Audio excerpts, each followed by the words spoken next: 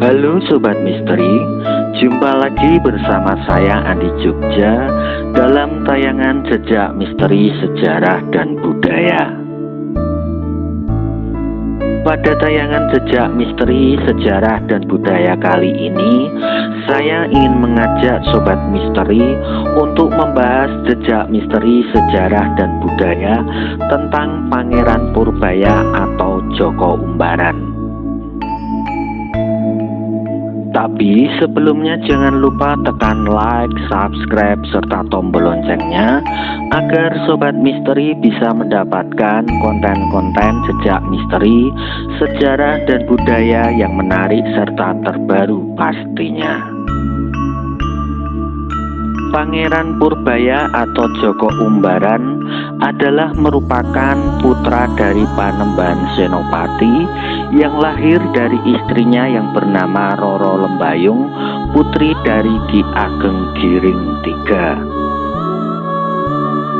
Dalam Babat Tanah Jawa diceritakan bahwa dahulu Ki Ageng Giring III telah mendapatkan wahyu gagak emprit yang berupa air kelapa muda ajaib, yang jika air tersebut diminum sampai habis dalam sekali tegukan, maka akan menyebabkan si peminum dapat menurunkan raja-raja di tanah Jawa. Namun tanpa sengaja air kelapa muda ajaib tersebut justru diminum habis oleh Ki Ageng Pemanahan yang sedang bertamu ke rumah Ki Ageng Giring yang dalam keadaan haus. Karena Ki Ageng Pemanahan merasa bersalah setelah mengetahui khasiat dari air kelapa ajaib tersebut, lalu beliau pun berusaha menikahkan putranya Danang Sutawijaya dengan putri Ki Ageng Giring III yang bernama Roro Lembayung. Namun karena Roro Lembayung berwajah tidak cantik, akhirnya Danang Sutawijaya pun pulang ke Mataram dan meninggalkan Roro Lembayung dalam keadaan mengandung. Roro Lembayung, putri dari Ki Ageng Giring III pun kemudian melahirkan Joko Umbaran, dan setelah dewasa Joko Umbaran pun pergi ke Mataram untuk mendapatkan pengakuan anak dari ayahandanya Danang Sutawijaya atau Panembahan Senopati.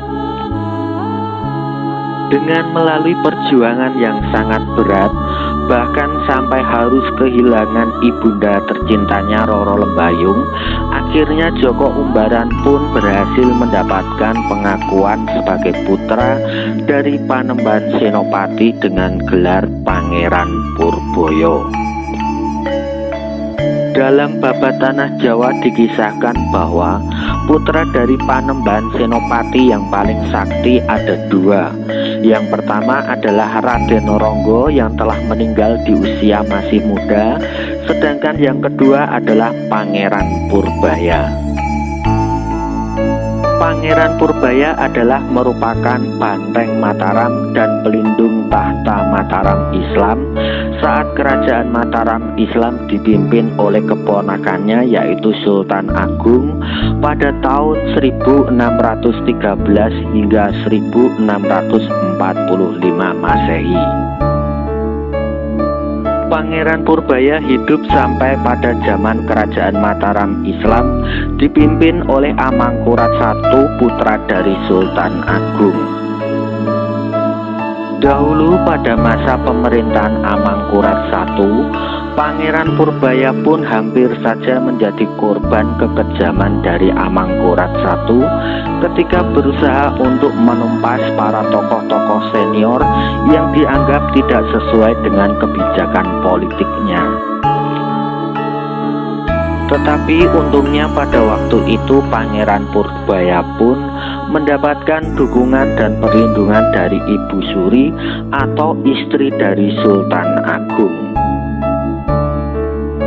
Pangeran Purbaya meninggal dunia pada tahun 1676 Masehi pada saat ikut serta dalam menghadapi pemberontakan Trunajaya. Konon menurut cerita yang ada, dahulu pada masa pemberontakan Trunajaya, Amangkurat I pun mengirimkan pasukan Mataram Islam secara besar-besaran yang dipimpin oleh Adipati Anom atau putra dari Amangkurat I untuk menghancurkan desa Demung yang diyakini merupakan markas dari sekutu Trunajaya. Perang besar dan dahsyat pun terjadi, serta Pangeran Purbaya yang kala waktu itu sudah lanjut usia pun gugur dalam peperangan karena dikeroyok oleh pasukan Trunajaya. Lalu jenazah Pangeran Purbaya pun kemudian dimakamkan di makam Wat Galeh Sendang Tirto Berbah Sleman Yogyakarta sesuai dengan wasiat permintaan dari Pangeran Purbaya. Makam Wat Galeh adalah sebuah tanah perdikan yang merupakan hadiah dari Panembahan Senopati kepada Pangeran Purbaya yang kemudian oleh Pangeran Purbaya dijadikan sebagai tempat untuk mengolah rasa dan mendekatkan diri kepada Tuhan Yang Maha Esa sesuai dengan namanya Wat yang memiliki arti jembatan dan Galeh yang memiliki arti hati. Jadi secara keseluruhan arti dan makna dari Wat Galeh adalah sebagai jembatan hati untuk menyatu dengan Tuhan atau menuju manunggaling kawula lan Gusti.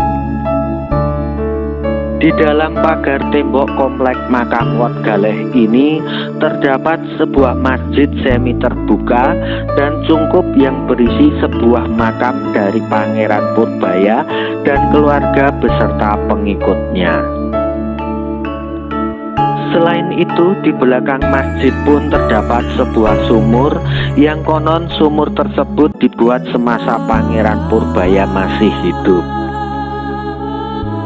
Menurut mitos dan cerita yang ada, makam Pangeran Purbaya atau makam Wat Galeh ini memiliki sebuah aura dan kekuatan magis yang sangat kuat dan dahsyat, sehingga dapat menyebabkan pesawat atau burung yang melintas di atas makam Pangeran Purbaya bisa terjatuh karena terkena aura dan kekuatan magis tersebut. Konon menurut cerita yang ada, karena kesaktian yang dimiliki oleh Pangeran Purbaya dan pusakanya itulah yang membuat pesawat atau burung jika melintas di atas makam Pangeran Purbaya bisa langsung jatuh. Gelar nama Pangeran Purbaya yang diberikan oleh Panembahan Senopati kepada putranya Joko Umbaran pun disesuaikan dengan keahlian yang dimiliki oleh Joko Umbaran dalam berperang.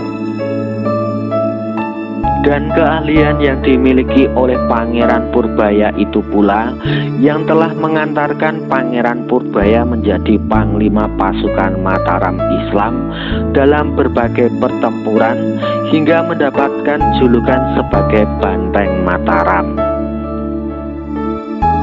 Pada masa pemerintahan Sultan Agung, nama Pangeran Purbaya sangatlah disegani karena dengan kesaktian yang dimiliki oleh Pangeran Purbaya telah membuat VOC menjadi ketakutan. Salah satu kesaktian dari Pangeran Purbaya adalah tidak bisa terluka oleh benda tajam, senapan, meriam, dan memiliki tenaga yang sangat luar biasa kuat, sehingga VOC pun berusaha untuk mencari dan mengetahui kelemahan dari kesaktian Pangeran Purbaya. Dengan melihat sepak terjang Pangeran Purbaya saat menjadi panglima perang Mataram Islam dalam penyerangan ke VOC, maka VOC pun menganggap bahwa sang panglima perang Mataram Pangeran Purbaya akan menjadi penghalang dari tujuan VOC untuk kedepannya. Pangeran Purbaya selain dikenal sebagai orang yang pemberani dan sakti, Beliau juga dikenal sebagai orang yang sederhana dan suka menjalankan laku prihatin untuk mendekatkan diri kepada Tuhan Yang Maha Esa, seperti sifat kakeknya Ki Ageng Giring III. Demikianlah kisah jejak misteri sejarah dan budaya tentang Pangeran Poerboyo. Jangan lupa, jika Sobat Misteri suka dengan tayangan seperti ini, bisa like, subscribe, share, dan tekan tombol loncengnya agar tayangan jejak misteri sejarah dan budaya ini bisa berkembang. Percaya menapa boten, sumangga terserah panjenengan.